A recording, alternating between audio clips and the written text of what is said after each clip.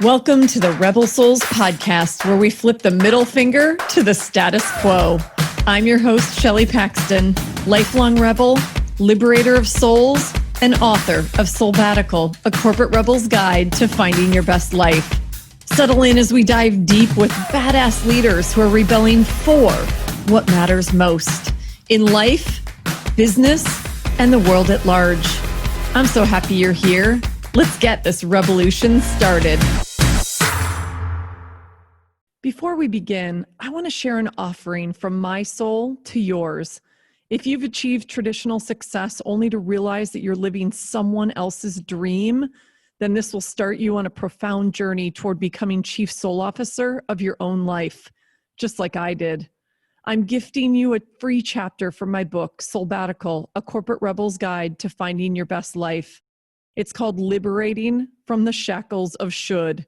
And if you're ready to, then visit soulbatical.com to download it for free.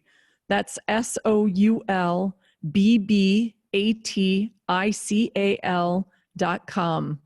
Warning, side effects include intense joy and fulfillment. Hello and welcome back to Rebel Souls podcast. As always, it's so good to have you guys with me. I feel so grateful and blessed to have this community and that you guys are choosing to tune in. And it is my goal, my effort every week to not disappoint. And I've loved every one of the guests that we have so far, and I'm hoping that you guys have too. And I promise to keep them coming. I promised you a lot of badassery, and I hope you agree. We've had some real badasses on the podcast so far. And today we have yet another, Lou Loveman. She is a new friend who's become an immediate old friend. She's an incredible soul. We are deeply connected in so many ways, which we talk about in this conversation. And we have been since the first time we met earlier this year, 2020, when both of our books were launching. And through mutual friends, we were introduced, and I ended up going to one of her events. And it was just one of those love connections. Love speaks, as Sally Lou says. So who's Sally Lou? If you guys don't know her yet, man, you are going to love this. So Sally Lou spent decades, I think 35 years in television, and many of those years/decades working at the one and only Oprah Winfrey Show here in Chicago. She was Oprah's, she had many roles, but her primary role was as Oprah's audience producer. And before I met Sally Lou, I didn't even know that there was such a thing.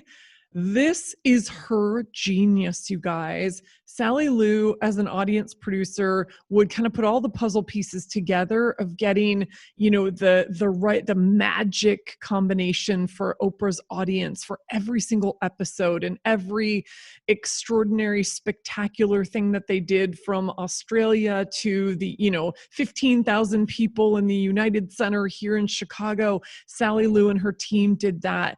They chose the audience. They connected the audience. They connected the audience with each other. And then Sally Lou would do a warm-up. I mean, you guys, seriously, she's like a stand-up comic. And we actually talk about the fact that that might be the next iteration of her career, because she's been writing stand-up comedy and she's really funny. So her book is called Speak, Love Your Story, Your Audience is Waiting. And she calls it a teaching memoir, which I love. And we get into what does that mean. And the beautiful thing about her book and this conversation is we dig into so many of the incredible stories she tells. You guys, she is like the ultimate storyteller, and she helps us through this book to mine our own stories and learn how to speak our own stories and learn the power of doing that. She gives us all her best tips in terms of how she warmed up Oprah's audience and what she does when she's speaking for stages, and she has some unexpected speaker moves that she shares with us that she uses all the time, and just helps us understand how to better engage with our audiences, whether we're speaking on stages or speaking to our teams and colleagues at work, whether we're speaking to our families, whether we're speaking to our communities on social media platforms, whatever it is. She really helps us understand how we can see them, hear them, and let them know that they matter. And she is just an ace at doing this. I've learned so much in the short time that I've spent with her since January. And we got a lot of it out in this conversation. So we talk about everything under the sun, really. We just some real talk, and it really is inspiring. And she talks about what it means to show up every day like it's a show day. It's a beautiful metaphor for how she used to think about showing up on an actual show day when they were filming the Oprah Winfrey Show, and what she learned from working with Oprah for decades. And it doesn't disappoint. I always get sad if I hear that somebody was, a bitch or an asshole or whatever to work with. And I didn't think Oprah was, and Sally Lou confirmed it. She learned some really, really inspiring lessons from Oprah that she carries into her life today. Some she talks about in the book, and she shares them with us as well. And there's so much more. So with that, let's dive into our conversation with Sally Lou Loveman. I hope you love it as much as I did. Hello and welcome back, Rebel Soul fam. You are on the Rebel Souls podcast, and I know I say this every time, but I have yet another incredible guest. I feel so grateful for this community, and I feel so incredibly grateful for the tribe who surrounds me and the people I'm able to pull into these conversations. And Sally Lou Loveman is one of my faves. Yes. She's here with me today. She is a new friend who feels like an old friend because our souls are so deeply connected. And I just have to say this. I told Sally Lou before we started recording, I have to read you the list. Like, you and I knew we had a lot in common. And for context for everybody who's watching this, we met right around earlier this year, so in 2020, right around the time that both of our books were launching. And we were introduced through mutual friends. I went to one of her events, and it was like, talk about love. You stand for love, right? I'm like, it was love at first sight. So then I'm rereading your book the other day, and I'm like, okay, so we share like our role models and speaking idols are like literally the list is the same. You have Michelle Obama and Oprah and Brene, and I didn't know your dad, but after reading your book, like I so wanted to know your dad I want to know your dad. I know. So we'll have to talk about dads, because the other thing on the list is our dads shared that they had strokes, right? Mm-hmm. And you poignantly talk about your dad's strokes and losing him in your life. We are fellow Aquarians, which I didn't even realize. I don't think I knew that. No. Yes. What's your birthday? I'm January 23rd. I'm right on the cusp. What are you? Yeah. February 8th. Oh, so okay. So we're literally within weeks of each other. Yes. We both believe in the power and magic of the universe. You talk about that so much in your book, which we're going to dig into in this conversation. And oh my God, I feel like and my other favorite one was that we both embrace not normal, and it's a compliment. It's a full compliment. So with normal is overrated. Normal is overrated. And I say in my book too, I don't know if you remember this, but I was like, fuck normal. Like, who wants to be normal? That sounds like ordinary. And we want to be extraordinary. And more importantly, we want to be us. Right. And what does it mean even to be normal? So with all of that, I just wanted to reiterate that you're such a soul sister. And I'm so honored to have you in this conversation. So thank you and welcome. I am so happy to be here. Totally feeling the same way. Need to reread your book. I read your book while I was recovering from COVID. So I'll always think of you as a healer for me, really, truly. There were certain things that I did during that time and that my soul needed. And in some crazy, can I swear on your podcast? Oh, I already said I'm fuck, so I've opened the pretty door. sure you are the swear queen. I just thought, as sick as I was like, I am going to take my fucking sabbatical for my isolation. And I happened to be in my sister's house, and I stayed in her yoga room, which is this, beautiful room that's filled with good energy. And so as sick as I was, I did a lot of reading and thinking and music and a lot of watching wonderful inspiration speakers on Instagram. But your book really, really helped me. It really helped me. So thank you. And it reminded me so much of, I mean, you're a beautiful writer, so I don't want to say it reminds me of my writing, but it reminds me of the way you speak, which is the way I speak. And it's very funny. I mean, you drop so many fucking lines there that I'm like, oh my God, I love you. I love you. Well, I have to say that's another thing that I want to add to the list, because as I was reading your book the first and the second time, I was like, I love the way you write, because the experience of you and your writing is the same as I experience you live in conversation. You are funny, you are sharp, you are pointed, you say it like it is, and you tell an incredible story. Well, thank you. I know this is, and for everybody, so I want to say this because I know we're going to get into this, and then I want to ask you my signature question, but just so I don't forget, for those of you who are watching this, I want to show you Sally Lou's book. And by the way, never call her Sally. It's Sally Lou. I'm going to say that for you. I'm going to say that for you. If you're a friend, call her Sally Lou or Luli. If you know me that way. Fuck Luli. Luli. I love that. So her book is called Speak, Love Your Story, Your Audience is Waiting. And you guys, there's so many things I love about this. So I'm going to pause there because we're going to get into this. I'm showing Sally Lou that I have like a million notes in the back for anybody. I love you. I love you. And I think you designed this to be a teaching memoir, and I just got so many beautiful nuggets and ideas and inspiration out of it. So job well done, mission accomplished. Thank you. Thank you. Thank you. Thank you. And I don't even have your book. It's upstairs in on my bedside table. I took the same notes. I literally, with all your bullet points and all of your questions and prompts.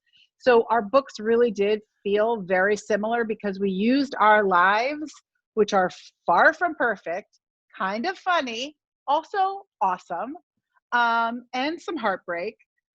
But we used it to design a platform for someone who may just be interested in doing a part or a piece of what we're suggesting. And if that lands on someone in a way that makes their life better, then that's the purpose, right? And just like yours and just like your book, like when it lands on someone's heart, like you're just telling me now, then that's the purpose. Like my grandfather and your grandfather didn't drive the same car, but they drove a car. So when I talk about my grandfather driving his Lincoln Continental, that's going to stir up your memories of your grandfather. And, fill in the blank. It could be your mother, your sister, your old boyfriend from high school, who I totally want to know more about. Exactly.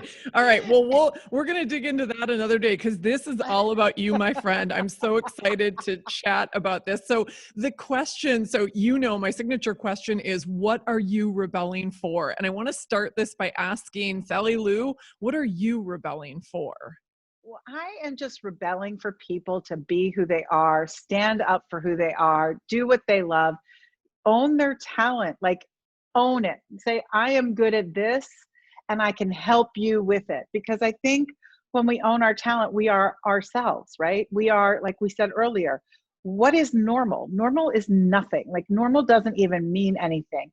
Normal is whatever it feels good for you. So if you are being true to yourself, true to your purpose, true to who you are, and not worrying about what people are saying in the office or what people are saying online or on your social account.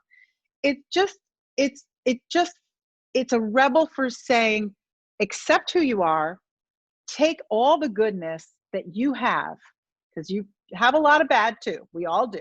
Not you, Mm. plural. Yeah, we We all have a lot of collectively. bad. Yes. But take what you have that's good and make it so that that is what you're focused on, and offer it to others. And then when you're doing the thing that you're good at and that you love, you're not scared. You're not scared to do more and do others, which is why I always say fear, has no access when we're in our purpose. So I'm rebelling for people to not wait until they're 50, 55, 60 to say, I am so good with who I am. Not to say that we can't improve, because trust me, I'm improving every day.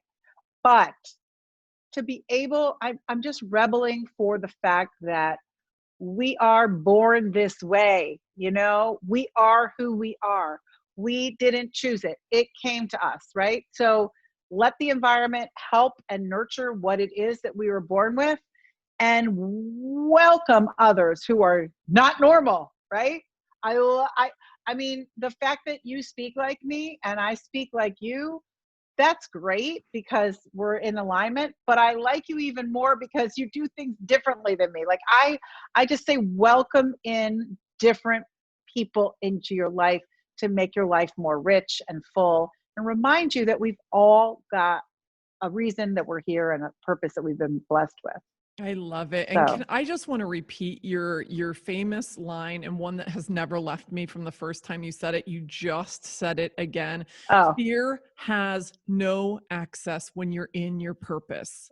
yeah, Oh my God, you yeah, guys, do not forget that line, write it down because it's so yeah. powerful. And people will be like, well, what does that exactly mean? Well, when you're in your purpose and you're doing something that you are absolutely so good at, that you don't worry about it. So there are a lot of people that are scared to speak in public speaking. It's one of the number one fears. So I get that.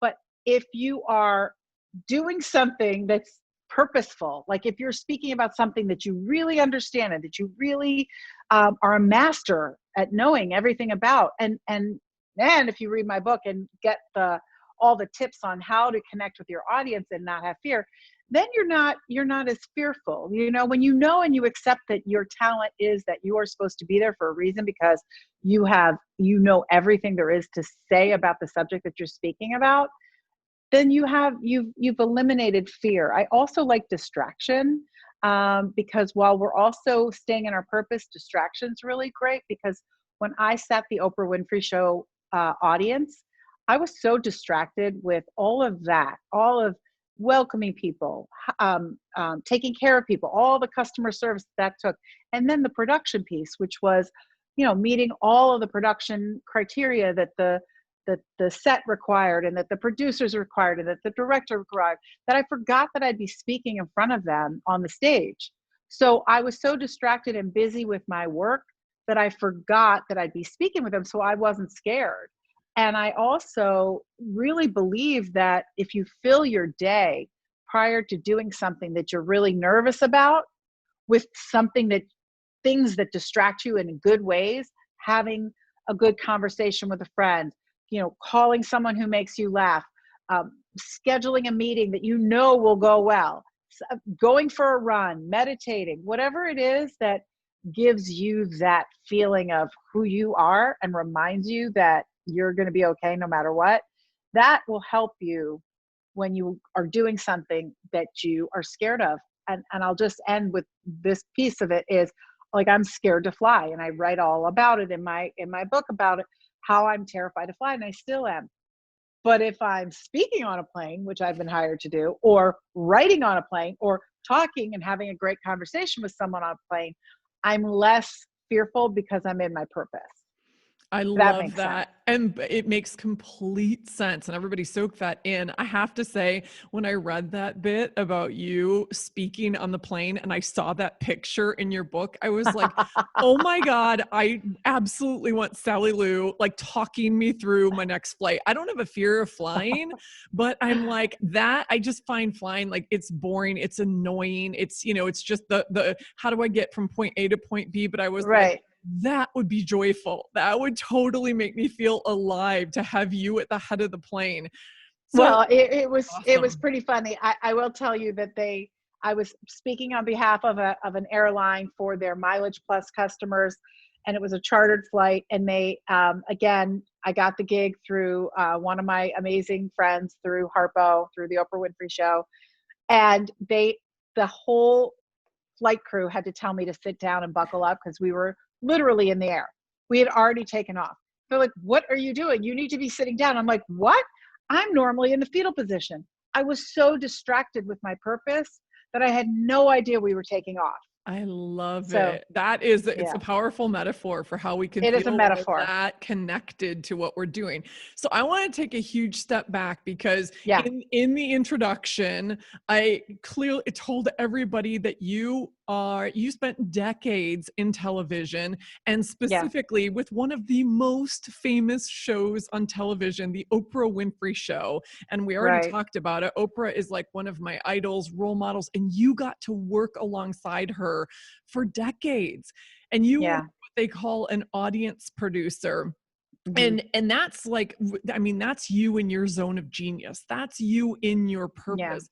But I want to yeah. take a step even further back because you tell this brilliant story in your book about how you said yes to an invitation from your Hmm. mother that sparked this dream that became a reality that the universe kind of unfolded for you. Can you take us Yeah. through some of that?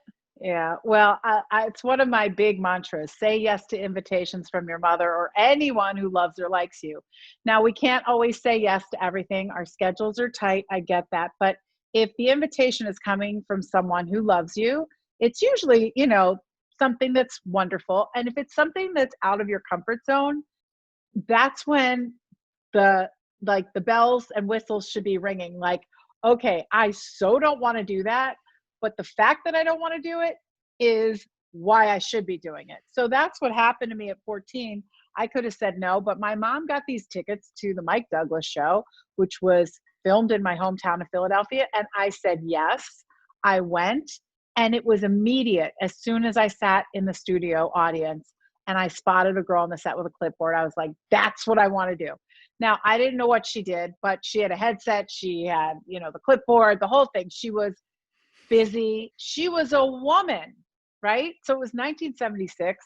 And I'm like, I want to do that. And from that moment on, I was a pretty shy kid. I mean, I had a lot of friends. I was pretty popular. I had no violins out for me, but I was pretty shy. But that was when I was like, I found my purpose. Then fast forward, I get hired at the Oprah Winfrey Show and someone as the audience coordinator, and someone unexpectedly hands me a microphone, a producer, a crew member. I don't really remember. I say a producer. I don't really remember. And they told me to warm up the studio audience. And I was like, well, what does that mean?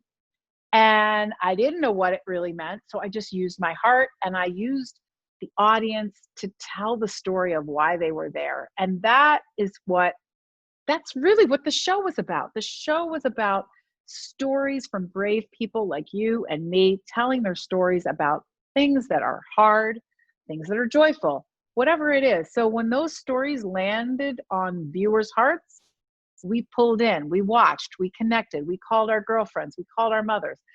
That's what we did in the studio audience. So before the show even was on, before the audience ever saw Oprah or the show, we had our own moment. And I think that if I could say the one thing I added to the show, because it certainly didn't need anything more, because it was, Hmm. this iconic, wonderful show hosted by Oprah Winfrey. I mean, come on, there's only one. So, but what I think I like to say that I added is that I don't know that there are other talk shows out there where the audiences are connected with each other.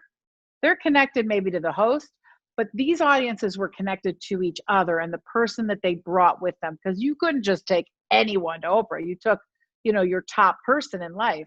So we did that on purpose, and it really was a storytelling hour. Really was. It was. I mean, yeah, we did a lot of dance parties, and we did a lot of fun, and we did a lot of surprises, and we gave things away even in the studio pre-show audience warm up. But it was really about people getting to know each other. And I've always been fascinated by story. Even as a little girl, I hung out with my grandparents more just so that I could hear their stories with their friends.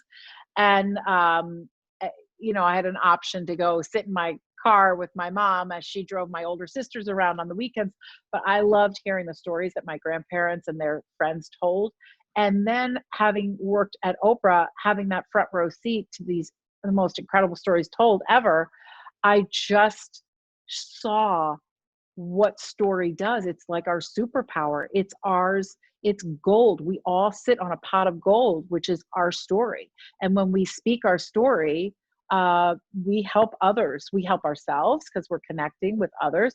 And we help others because, like I said, your grandfather might have not driven a Lincoln Continental, but he drove something, and that's going to land on your heart. And especially with topics that are tough to talk about, that's really where people lean in. So I love those stories connect and inspire, right? I yes, found the more vulnerable I get in my telling of a story, the more deeply I'm connecting with another human being who sees exactly. themselves in my story. And I witnessed you doing this so beautifully as you engaged with the audience in the event that I sat in. And I can only imagine what it was like interacting with all of those people in the Oprah Winfrey audience. Yeah, I jokingly say, when I was like, should I write a book or should I become a psychologist? I don't know. Let me think. And I always, in my house, I always pretend, well, I am a psychologist, obviously. Like, and I do a lot of therapy. Haven't been in a while because of COVID, and I really need to get back. But and sometimes my therapist will be like, okay, I'm the therapist, Sally Lou. I'm like, really? Because I worked 20 years at the Oprah Winfrey Show. I think I'm a therapist. But it is true. The stories really are healing. I did a whole workshop called Speak It, Write It, Heal It. And the amazing amounts of healing that I watched people do just through the fact that they were writing and speaking their story. It's the greatest gift you can, like on Mother's Day or a birthday for your mother or a sister or a friend. Instead of giving them something, I always say, call them, say, I would like an hour of your time, and I want you to tell me your story. Hmm. Like, what a beautiful gift. You're giving a gift of time, you're giving a gift of listening, and you learn so much because you can't ask when they're gone. You can't ask. That's so So right. have those storytelling time, storytelling hour while we're all here, and don't wait for it. Like, for instance, I'm so angry at myself right now. I'm 3 days, 3 days ago, I lost my father-in-law, and he's been meditating for years and years, long before we all were meditating. And we always joked with each other, like, I'll tell you your mantra. I'll tell you my mantra if you tell me yours. And we never told each other our mantras because in transcendental meditation, you're not allowed.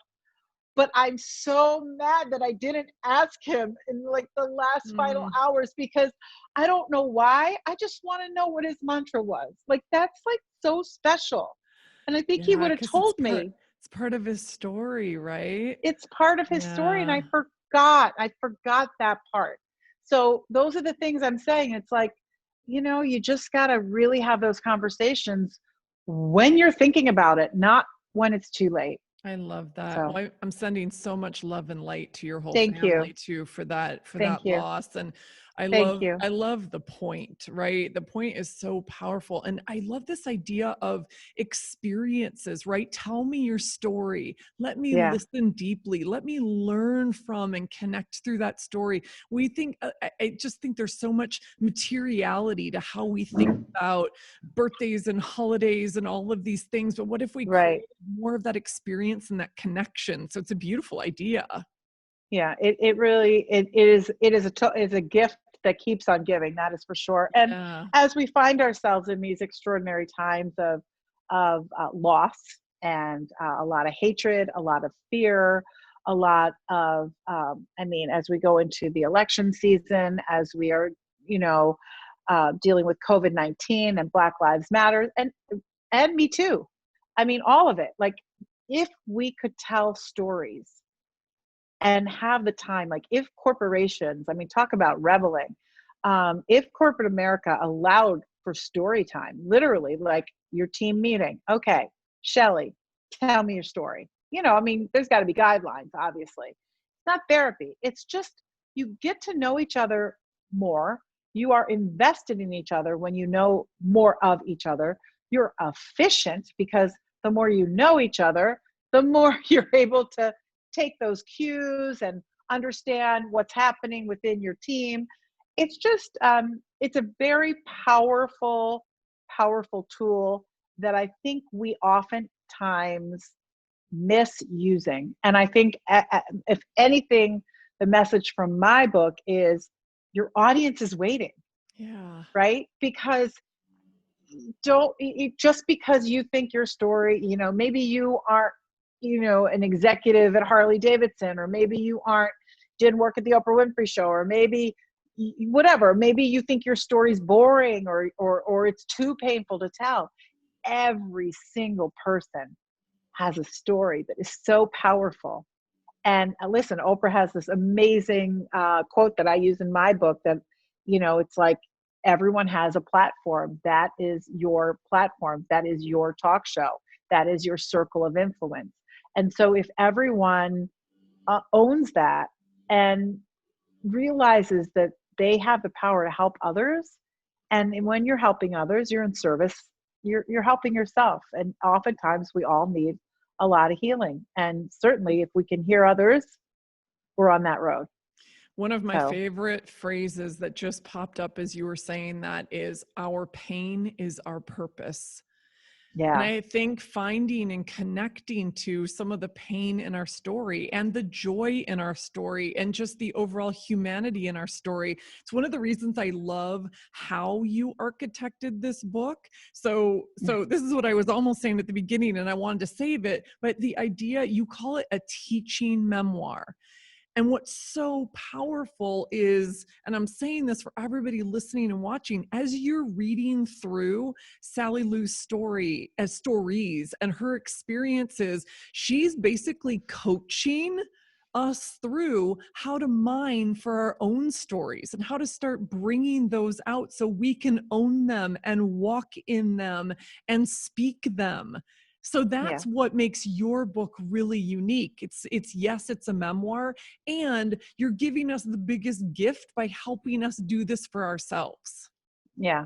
Yeah. Well, I think any memoir is a teaching moment, obviously, because a story is out there to help others, like I just went on and on about.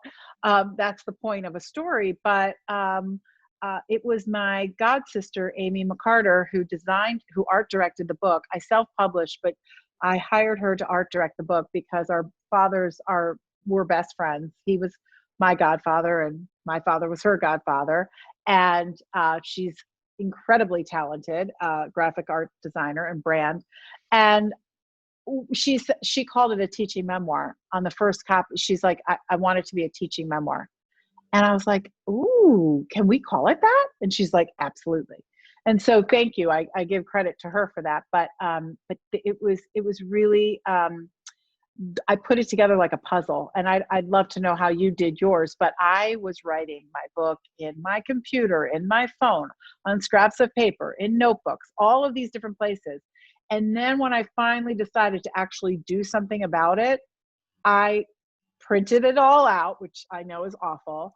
And then I did do some copy and pasting, but I put it together like a puzzle. And I think if anyone listening has, again, I'm not asking anyone listening to write a book. I'm asking anyone listening to write their story so that they can keep it for themselves and share it with whoever you want. But if you're worried about, oh, I don't know where to begin, or I don't know how it would flow, just write. It's such a gift to give yourself to just sit and write. I mean, that's why people journal. But if you just start to write, then if you really want it to go somewhere, like an article, a blog, a book, or something to be shared with your family, then put it together and see where it takes you. Just let the writing happen. I love that guidance. Just let the writing happen. I think not worrying about where it's going to go, how it's going to show up in the world, that's all a choice you make. But Right. getting it out of you, I found I had more appreciation for my story as I continued to mine it and let it out of me and started to see it take shape. And there were so many meta learnings and there was a lot of meta healing that Yes. happened as a result of writing the book. Yes, totally. I mean, I don't know about you, but okay, you're a first time author, correct? Mm-hmm. And the way your whole book got published and all that is such an incredible story. Talk about the universe. Oh yeah, Wow. big time. Big time. But I think as a first time author, I miss my book, if that makes sense. Like I literally miss writing, because when I was writing, I was so connected with my story that I felt so connected with who I am. And I was so connected with all the people that I was writing about who I've lost. So I will say that if anyone has lost someone who's listening, I'm telling you, if you write about them, it's like they're sitting right next to you. It's so absolutely true. And that bit that you said about being connected with ourselves, I'm flipping to this other quote that you wrote from Oprah in the book. I love this quote, and I use this in one of my, I call them solo-sodes, my solo episodes. You said Oprah said this was based off of something from Gary Zukav's book, See It All, which is one of my favorites. And this is I talk about connecting to ourselves first. Like our world has to be from the inside out. That's where our strength and our stability comes from. And his quote was, when the personality comes to serve the energy of the soul, that is authentic power. And then you write, Oprah went on to say, when we find a way to use our personality to serve what our soul actually came here to do, that is when our connection to ourselves is unstoppable. Oh, I hit rewind like 20 times. I was like, oh my God, rewind. Oh my God. Because I was listening to, it was the Oprah, Deepak Chopra 21-day meditation. And I'm like, oh my God, she just described me. And she described anyone who's, who's in tune with all of that. But talk about hitting the nail on the head. I was like, that's exactly what I have done with my career. I have used my personality to serve my purpose, because my purpose was I wanted to help people, like my dad, who was a doctor. I just couldn't be a doctor. Not smart enough, not brave enough, no interest. The environment does not suck me in and please any one of my senses, except for team. So that Oprah show was my way to, my mom introduced me to the environment, which was awesome. So saying yes to her invitation was huge, but seeing my dad at work, it was like, oh, I want to be part of that. Cause he was like a rock star. He knew everybody and everybody was, wanting to know from him. And he made sure everybody felt seen and heard. I mean, he was Oprah before I learned who Oprah Winfrey obviously even was. This was so long ago. So it felt natural to me. And I just, whatever. Gary Zukav is a god. We had him on the show so many times. And that quote that he has that then Oprah made even stronger is something I live by. It's literally it's my breath. It's my air. I have a Yeah. dog-eared copy of that book, The Seat of the Soul, and I'm going to put a link to it in the show notes because if there's Oh, good. anybody who's listening or watching who has not Yeah. read this book, I would even say reread it if you have. It I is so should. powerful. Like to me, it's like a cornerstone. It is a touchstone, and It really is. it's so incredibly powerful. So I want to get into so much of what you wrote in the book, but I'd be remiss just because we're talking about Oprah at this very moment to Yeah. say, like she sounds like the most amazing boss. And one of the tidbits that I wrote down that was honestly a reminder for myself, you said that Oprah wrote personal handwritten thank you notes Yeah. to every producer after every episode. And Yes. I was like, Yes. holy Yes. shit. The Yes. gratitude. This woman doesn't just speak gratitude, Yeah. she lives Yeah. gratitude. And so I'm so Yeah. curious, like maybe you want to comment on that example, but what else were like, what were the big things that you really learned from her that you took away and applied in your own life? Well, first of all, number one, yes, gratitude. But even before gratitude, forgiveness. She really taught through her shows and through her voice and through the stories that she told, that forgiveness is not about, forgiving and saying what the person did was right. It's about setting your soul free and not being prisoner to that pain. And I really didn't really need that lesson at the time when I was working with her or for her. But I've needed it since, and it's really helped me in my 50s. Um, I've had to forgive a lot of things in my 50s. And so that for sure is the number one lesson. Um, she was the kind of boss that she would literally, no matter if you were in a small meeting with her, a huge studio meeting of the whole company, she just made you feel so important and seen. And her words, like they would give me chills every single time. And whether I'd heard the story before or not, I'd been there since 1987. So I've heard a lot of the stories.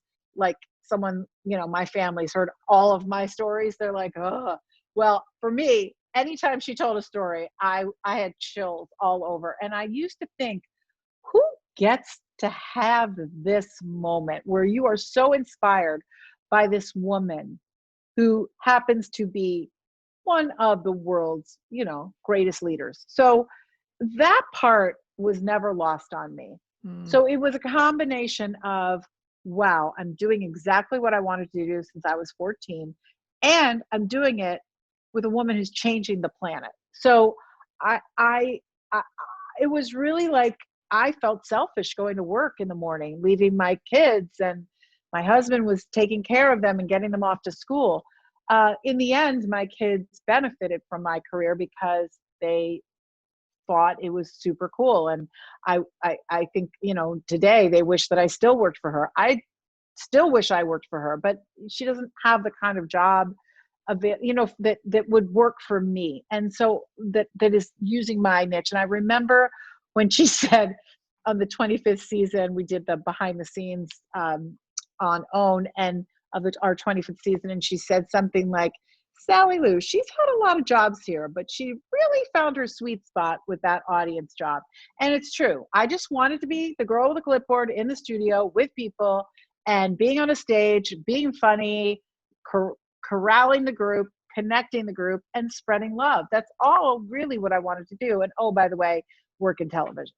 So And that is what you do now. That's what's so beautiful about this I book know. and about your work in the world and, about the platform and community that you've built is now you're taking it beyond the Oprah Winfrey Yeah. Show and from behind the scenes to in front of the scenes. And what you just said reminded me, I wrote down in these million notes that I have, I wrote down, Yeah. treat every day like it's show day. And it just Yes. struck me as such a Yes. powerful metaphor. So can you explain to everyone listening and watching, like, what does that really mean? And like, what are Well, the key elements to that? yeah. Well, show day is for me, in a television studio, but show day could be for anyone, wherever their purpose is. So show day is when you are ready, you are prepared, you are excited, and you are going to transform lives. So it could be you're in surgery, you could be you're graduating from your MBA. It could be that you've got this kick-ass meeting, or you're doing your podcast, or whatever it is. Show day is when you are doing everything in your power to stay in your purpose, and others will benefit from it. Whew. So, but like for me, show day literally was a television show where we transformed lives. And I would walk up the stairs at 6:30 in the morning, the marble staircase at Harpo Studios, and not everybody would be in, like the crew would be in, but it wasn't a busy, bustling time. It would soon change a few hours later, but I had to get in early because we had to check in the audience. And I would, as soon as I hit those stairs and it was show day, I would smell Oprah's hairspray and flat iron. And that combination was this, like, because you'd go right by her office. And I just was like, oh, if she was in the house, it meant it was show day. I mean, she was in the house when we weren't taping, but if we were taping and she was getting her hair done, I'm like, yes, and so that smell just, it's fuel for me.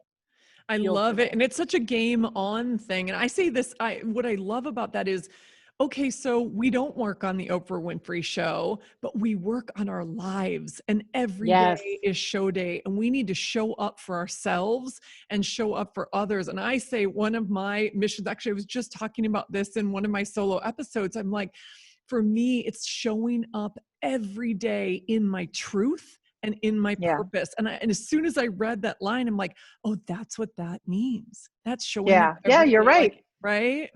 Yeah, showing up. I mean, listen, when you're on the way, I remember cranking the music at the, some great song, whatever the song would be, going downtown and driving and looking at the skyline. I'm like, yeah, like, you just have to give yourself a little applause every once in a while when you are doing exactly what you were meant to do. And if you're not, because it is a luxury. People, there's so many people listening and people out there who can't do what they love because it doesn't pay the bills. I get it. It was, to me, of course, it was a luxury to be able to figure out what I loved and then get paid pretty well for it. So I get that. But if you're stuck and you don't know what it is that is your purpose, because purpose is a big, lofty word, and you want to feel good about yourself showing up every day and feel that show day feeling, first of all, own your talent, like we talked about earlier. Use your talent in service of others. And when someone gives you a compliment repeatedly, many people give you compliments repeatedly, that is your hack of knowing what you're good at. So whatever that compliment is, that's what you should be doing 90% of your day. So if you can figure out a way that whatever your compliment is, your talent, to make a living out of that, you're going to feel show day like all the time. Like you're going to be on a high. You're going to be on such a high. I'm sure doctors feel that way. Lawyers feel that way. Influencers feel that way. Broadway actors, all of it. There's artists, all of it. But you don't have to be at the top of the game to feel show day. You can be anywhere you want as long as you are doing what you are really talented and born to do. Oh, beautiful. Boom. Boom. I think Boom. that's so powerful. And like you say, and doing more of the things that please all of your senses in environments that light you up. You guys have choices. I get it. You're right. Not everybody has the blessings and the good fortune and the privilege that we've had. And at the same time, we do have choice. When we stay in places that suck our souls and that drain our energy and that are toxic, we have choices to say, I'm going to go somewhere else. So start paying attention to what pleases your senses. Start paying attention to environments that light you up. And I love that hack that you just gave us. All of those things should start be like breadcrumbs that lead us closer to our passion and our purpose. Right. Exactly. I mean, the smells are really, I think women in general, smells always trigger memories. And for women, specifically over men, women have a greater sense of smell. But if you live in Chicago, and you smell the Bloomer factory, the chocolate Yes. wafting in the summer, I'm like, oh, when I was 22 or 25, it just reminds me of my youth. The hairspray and the flat iron reminds me of my work purpose. And like anything, like sunscreen reminds me of my babies at the beach. It's like these memories that make you happy are, the smells, the sounds, the tastes, the feels, those things make sense, like literally make sense. So I always ask people to really look at that and say, okay, take me to where that environment is so that that's where I can be. Like one of my favorite things, and I just released a podcast with my friend Henry Hardevelt, who is a travel analyst.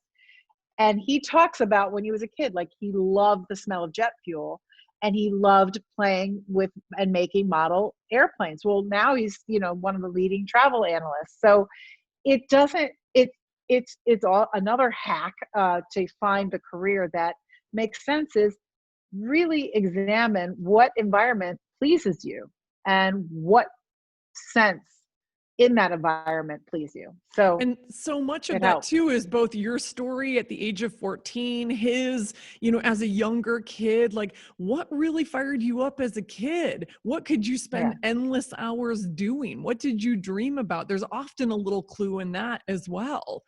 I talk totally. about that Did in my you? book too. Yeah, I forget, but did you do storytelling when you were a kid? Because I definitely did. Like, Yeah, yeah. I mean, were you the person that was always interviewing people and I liked to tell, I probably did more of like the campfire story sort of thing. But yeah, yeah, and I yeah. liked, my whole thing was imaginary worlds. So Legos were my favorite Uh, toy. So I would build like these extraordinary houses in these little cities and towns, and then I would create stories around them. okay, that's freaky because of your love for travel. Yeah, I That's know. so cool. So you Yeah. were And my building love for your architecture and design, right? Like all of it is right, sort of coming to right. fruition. Yeah. But what really just hit me in that and knowing your book, just that you really set out at 25, I think it was, to say, I am going to take a chance and I'm going to go use my business to travel the world of all those cities that you built when you were a kid and you had this curiosity and you went and did it. That's Yeah. so cool. That's so cool. It Love that. is. This is Wow. when, like, there were so many full circle moments in your book too. So I want to, you and I could probably fill 4 hours, if not I more. know. And I I want to know. do this multiple times. But there are a few things I want to dig into because your Yeah. zone of genius and you being able to kind of deconstruct it and share with people, like, what does it mean to engage an audience? What does it look like? You call these unexpected speaker moves, which I thought were so Yeah. cool. So many Yeah. of us who, myself included, and people who are listening, we have, we're growing our own communities. We're speaking on stages, or we're speaking in front of people, our teams at work. We're speaking in all aspects of our lives. So I wanted to give you some time to also talk about, like, what does it really mean to engage an audience? You had some great advice around that. And then I want you to share some of your unexpected speaker moves where I was like, boom, I am doing that next time. By the I way, we know. have to I talk know. about TEDx too, because I also got rejected. And I was like, oh Oh, my you God, did? that's another thing we have in common. So That's crazy. I'm like, wait, why is it possible that I didn't get that? But anyway, whatever. A lot of no's. I get a lot of no's, and that's okay. A lot of no's, but I get some yeses, so that's good. And that's the thing. It doesn't matter the size of your audience. It matters that they showed up to hear from you. So yes. I always really appreciate whoever it is that is on an Instagram live that I do, or takes time to read a post that I do, or listens to my podcast. It's just, I know I'm hitting hearts. So that's good. Like, to grow it out to be like, crazy, successful may or may never happen. It's not really my goal. My goal is just to stay in a place where I'm continuously making other people's lives better. And that was really my goal at the Oprah show. It's still my goal. So anyway, okay. So engaging an audience. The most important thing about engaging an audience is getting to know them. And like I said, before you speak, and like I said earlier, letting them get to know each other. So I call it the mingle. And so whenever anyone has an opportunity to speak, whether it is to your team, to your boss, that's a little different, or a keynote, wherever you are, a presentation, get there early and get in there and engage your audience. I call it a warm up. That's what I did for Oprah. But you have to warm up your audience, and that helps you warm up before you speak, because the better the audience, the better the speaker.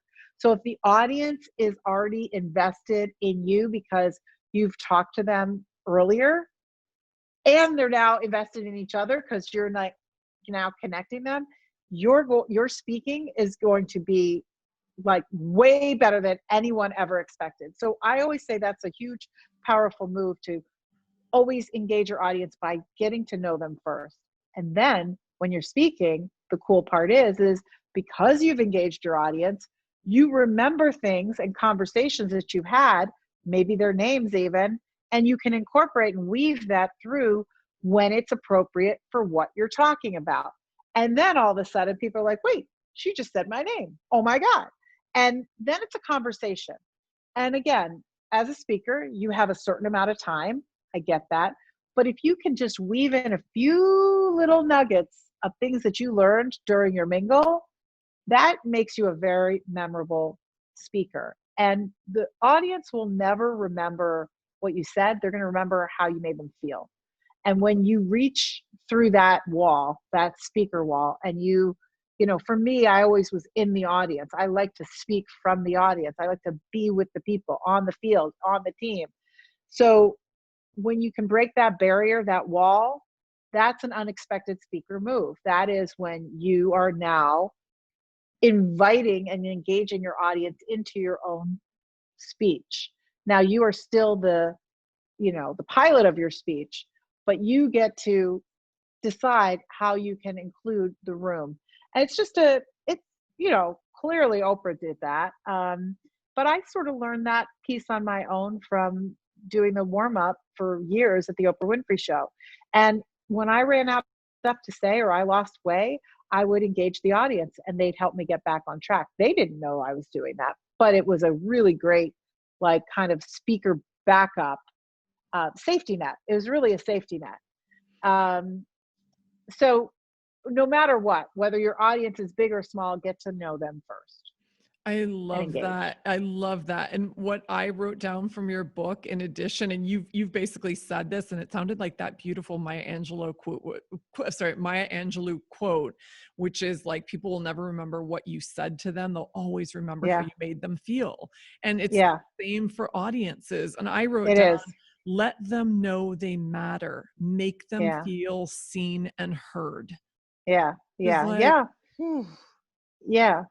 Well, we forget about that. I learned that from my dad. I learned that from Oprah. It was kind of innate in me. I don't think I learned it from Oprah. I think it just helped. She nurtured it in me because that's her platform. That is what she does. And that's what I did in the audience.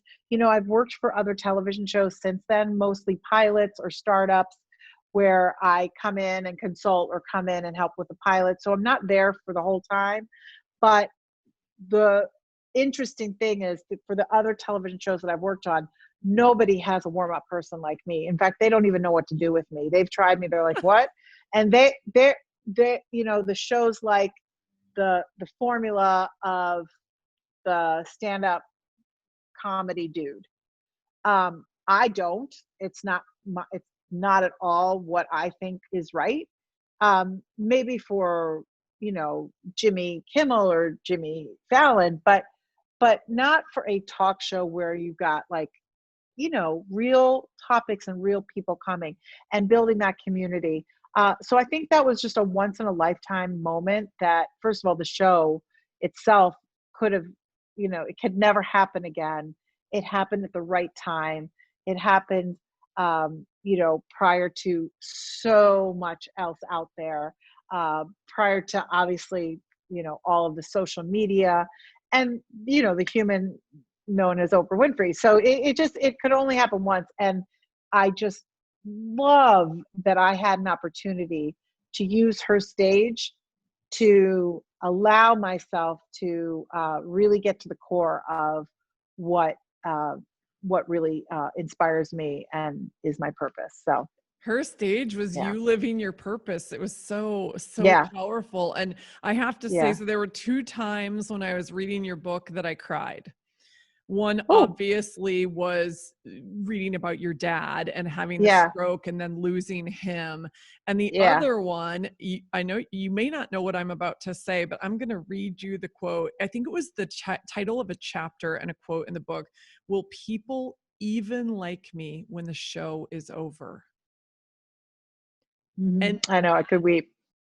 struck me so Yeah. deeply because, as you know, I talk about that in my book too, where it's like Hmm. suddenly I'm not associated with Harley freaking Davidson anymore. Right, Suddenly I don't represent this iconic global brand. You represented an iconic global brand as well. right, And we were right. people kind of making it all work in the background, and my phone didn't ring. And Yeah, suddenly yeah. things got really quiet. And you talk about that. Yeah, And I was like, oh, I yeah, got chills. I yeah, cried and had to take a deep breath because it brought back a yeah. lot of that pain. Well, I want to thank you because when we did during the pandemic, not that the pandemic is over, but during the really height of it, and when I was sick and in isolation, we did a speak session with Mm. you and Cheryl and some other women. It was very healing for me, actually. And oh, maybe it was when I just did it with you. I said to you something like, well, we used to work for these iconic brands, Oprah and Harley. And you said, we are iconic brands or something like that. Like, Oh, no, Sally Lou, you corrected me. You're like, we have our own brands now. And I was like, damn right we do. It's like, thank you. And I really welcomed that. And it really stayed with me because it's great that we worked for these iconic brands. And it's really great that we can be bold enough, brave enough, and rebellious enough to say, I'm going to try this act on my own and see how I do. Yeah. amen. Yes, this thing I always say to people, because it's the question I asked for myself when I was like in the middle of the mess. I was like, what if Shelley Paxton is the most iconic brand you could ever represent? So Sally Ah, Loveman is how an cool is that? brand, right? Shelley Paxton is an iconic brand, and we are creating those brands one step at a time. And Yeah. there's another thing. It's funny, these 2 things just popped out at me. And you said before, it's like, you know what, I got a lot of no's. And you talk about how that makes you hungrier for the yeses. And guess what? Yeah. If we don't get all the yeses, then it's up to us to create them for ourselves. And that is There you go. exactly what you and I are doing. Your quote was, if we There you aren't go. getting the yeses we want, we have to create our own. And it sounds like, was that your impetus to write the book and get this out into And, the world? and yes, and it's create your own content. If TEDx doesn't want me, somebody else will, right? So, and maybe one day TEDx will, who knows? But I didn't want to, I was getting no's and for various things, for television jobs, for speaking jobs, for whatever it was. And, I was like, I know what I have. I know the gift that I have. It's not for everybody, but for those of who it's for, there's going to be appreciation. And so women, I say women because I'm a woman and I surround myself mostly with women, need to create their own content when they are not getting the yeses that they want. Now, you might not be able to quit your job and create a brand and launch it, but you can start slowly. And I think when I was so excited when you announced that you were doing your podcast, because I think that you are born to do this. I feel the same way about my conversations. And so I think that if you have a platform, and there are plenty out there are too many out there, no one could ever listen to all of them. but someone is going to listen to you and someone's going to listen to me. And maybe those someones will multiply. Who knows? I pray that they do. We have to create our own content. And that is 100% why I wrote the book. Now, I didn't expect a pandemic, and nor did you. Nope. I'm like, wait a minute. What? I just wrote a book. What?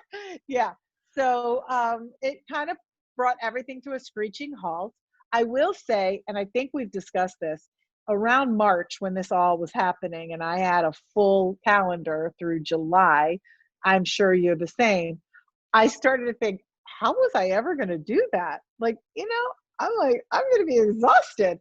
So I guess there's always that silver lining. It made us all slow down. I've completely and utterly, and I literally have been talking about this so much, and I just heard Oprah say it. I don't know if I heard her say it, if I read it, but I am loving the introvert in me. Like all of a sudden, I'm like, wait, I did not know that I liked being quiet and alone so much until this pandemic. So strange. And I think So, this is that, like I talk a lot about, every crisis comes to teach us something. And I think that is one of the many gifts individually and collectively, the slowing down, the figuring out what really matters, the reconnecting with ourselves in the stillness and the quiet. A lot of us haven't had that for a long time because we're a culture that's addicted to busy. And I'm as guilty as anybody else is. And I kind of, your whole book is about it. Yeah, exactly. I mean, you were and your whole the whole atmosphere, same environment at Harpo. It was like if you weren't busy, you weren't producing. If you weren't producing, you were nothing. It was like, come on, like we would brag about who hasn't slept in 24 hours. So I get it. And you were jumping on airplanes, and we were never. It's just it's great. It's fun. It's sexy. But at some point it gets real old and you get real tired. And like I said, I think being in my 50th decade, soon to be 60, I can't even believe when I say that. And I just believe that we don't and shouldn't have to wait until we're right in the middle of our life to make all of these discoveries, even though I guess it's part of the process and the learning. But I would love to talk to my 30-year-old self and tell her many, many things. I think 40 is my favorite age, but I think 30 is a really interesting, wonderful decade because you're really young still and you're just trying to figure it all out. And I would have done things a lot differently. But gosh, I really believe so strongly that we shouldn't have to wait until we break to open ourselves up. Stay open. Amen to that. That sounds like the best advice that you can give your 40, 30, 50, 60-year-old self, right? Yeah. And maybe by staying open, you can avoid some of the heartaches and the pains because you're open, and maybe that some of that will you'll be able to avoid some of that stuff or take a different direction. I don't know. I obviously life, like we said, the universe is in charge. We are just listening to her. I love that you call her. Yep. I love that. And she surprises us sometimes, and then there are other times where you're just like, oh, I totally saw that coming, and I so get it now. So it's very cool to be in sync with that kind of thing. And I think the more we started with, what are you rebelling for, Sally Lou? I'm rebelling for people to just own who they are and be happy with that. And I think when the universe is speaking to us and we hear it, that's when we really know who we are. Yes. Yeah. So one last thing I want to ask you, because I literally can't get through this conversation without asking you this. So you talk about the fact that you've got a stand-up comedy act, so that you love stand-up comedy. Now, I wasn't clear. Have you done it? Are you like out there? I mean, I get COVID's happening, but like, is that out there? Like, can we actually see this? Because I'm dying. I love that you said, maybe it's a gift that I wrote the stand-up comic act, instead of the TED Talk because I can say fuck a lot more on Fuck. stage. Yeah, exactly. You can't say fuck on a TED Because you are stage. you are so fucking funny. I know that's the one thing that's probably going to get me in trouble too. But you're so funny in your book, and I want to see that happen. So I'm like, okay, I gotta know. Oh. Like, are you doing this? Are you Well, going to be somewhere? no, not right now. You can YouTube me, and I'll be happy to send you the link. But where is my comedy? It's on my YouTube page, Sally Lou Loveman. But I have been talking about doing stand-up comedy for about 10, 12 years. And I will say the backstory of me even knowing that I wanted to be on a stage, I was a senior in college. I had just come back from Washington, D.C., where I took a journalism semester, learned about this internship in Chicago in television that I applied to as a senior in college. And when I got back and I made that application to a place where I was like, Chicago, where's Chicago? I went to school in Pennsylvania. I also discovered that at our campus, I had been away a semester, an art center had been built. So the first musical production was about to be produced, whatever. First musical production. And it's called Chicago. And I'm like, I'm going to try out. What's with this Chicago? So I tried out. I quit the field hockey team. I tried out. I got to the very last end. I had no business being on that stage. I'm not a singer or a dancer, except for that I love doing both, but I'm not talented. So I didn't get the part, but I loved being on a stage. And so because we had this art center, I took an improv class. And through that improv class served me very well on the stage that I didn't know was waiting for me in Chicago. So I didn't get the musical, I just got the city. So anyway, as soon as I was on that stage auditioning for the musical, I knew I wanted to be on a stage somewhere. I just didn't know how. So it ended up being the Oprah Winfrey Show stage, which was great. And then I'm like, I want to do stand-up comedy. And because Instagram is the way it is, it heard me talking. I had not Googled anything. And I saw a workshop 2 summers ago. And I was like, I want to do that. And so I went to the workshop. And through that workshop, I found out about a group called FemCom, Feminine Comic. And it's by women comics, for women comics. So our teachers our one teacher is a woman comic. There are several, but mine is Alex Cuman, who's amazing. And I took a 5-week course with a bunch of other women who have never done it. Now, they're all almost, 20, 25. I was the old woman in the group, besides one other, Maureen, who is hilarious. And we did it, and we wrote our sketches, and we did it. And then the end was our graduation night, week 5, where we get on a stage and we do our tight 5. And it was the most terrifying. I've done it twice. I've done level 1 and level 2. There is no level 3. Level 3 is just doing open mics, which I really, I just don't know if I'll ever really do that, but I've done it a few times, but I don't know that I'll continue. Anyway, stand-up comedy is the single bravest thing I've ever done. And I did it not to become a stand-up comic. I did it to remind myself to be brave. I did it as a rebel moment, like I can do anything. And it was just about proving that I could do it so that I could go back and do the things I already do well better, if that makes sense. It makes perfect sense. Yeah. And I've written my first, my husband and I went through a lot of marital problems. We're together, we're healing every day. But my first time I wrote a set was about what happened to us in our marriage. And I was in the backseat of our car on the way to Cleveland. We were going there for Thanksgiving. His family's from Cleveland, which I just think is funny in and of itself, writing it on my way to Cleveland. I don't know why. And I've never performed that set. And I don't know if I ever will because I have children, but it's fucking hilarious. I could probably have a Netflix special if I did it because it's the funniest set I've ever heard. I've never done it, but it's really good content. And it would make you pee your pants, literally, literally.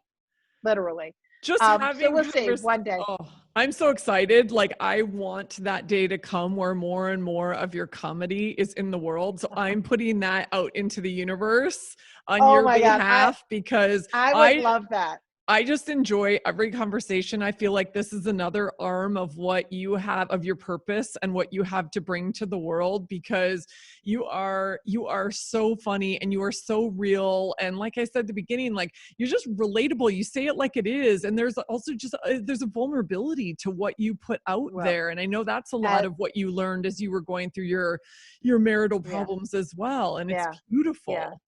Yeah, well, you're the same. That's why I am very attracted to you. I'm also very attracted to women who have strong relationships with their fathers. So I know that you Yeah.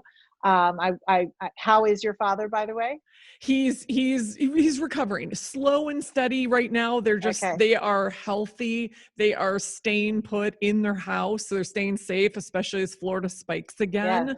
Yes. So Yes. they're healthy. You know, his recovery is Good. slow, but we're lucky to have him. So yeah, Yes. thank you Yes. for asking. I'm Your grateful. relationship is very cool. I love your Yeah. relationship.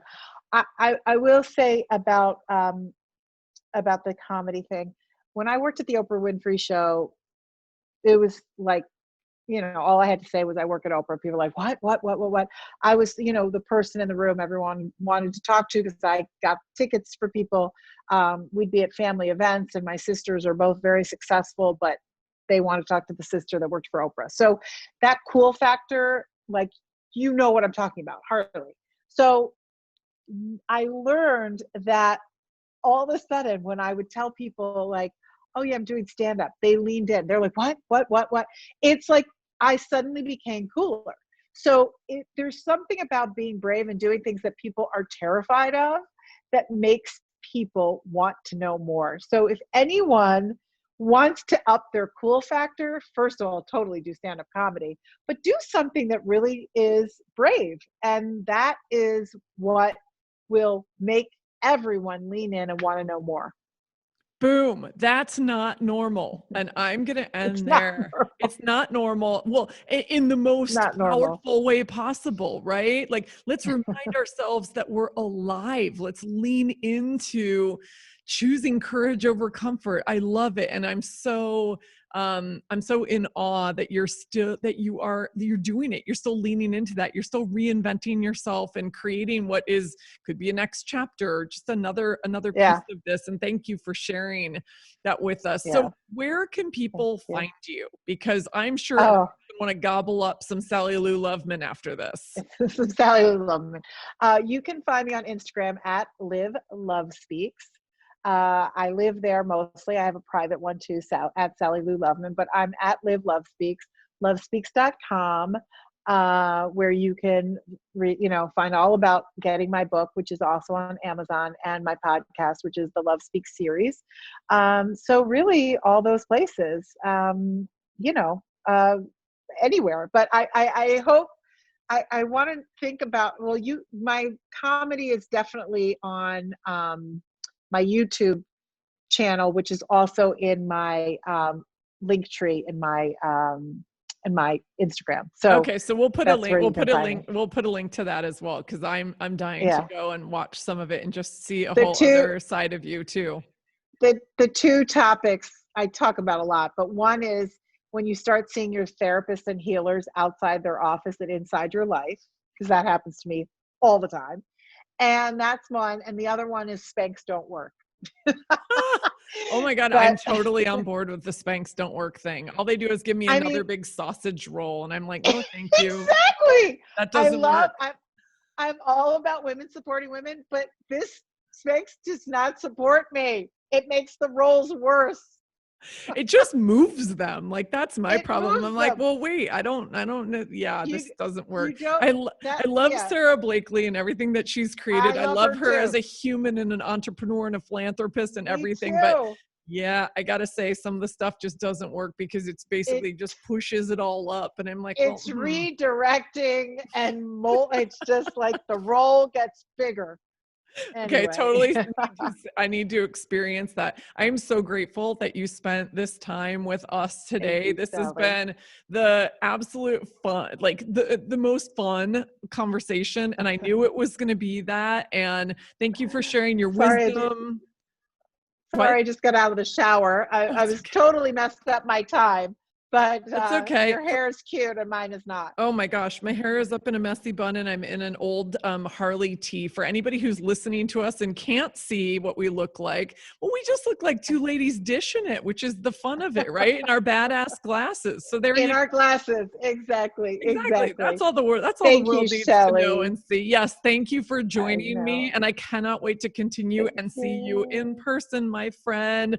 I hope I cannot wait. I know. I Well, cannot wait. I know. I'm glad you came out the other side of the crazy COVID experience. And I can't wait to give you a big hug. And for everybody who stuck in there with us, I know this is a longer conversation, but man, this was so juicy and good. I hope you got some stuff out of it. And I can't wait until next time. Stay bold, brave, and badass.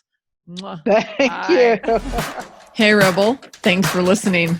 If you were inspired by what you heard, please subscribe, rate, and review so our fellow Rebel souls can find us.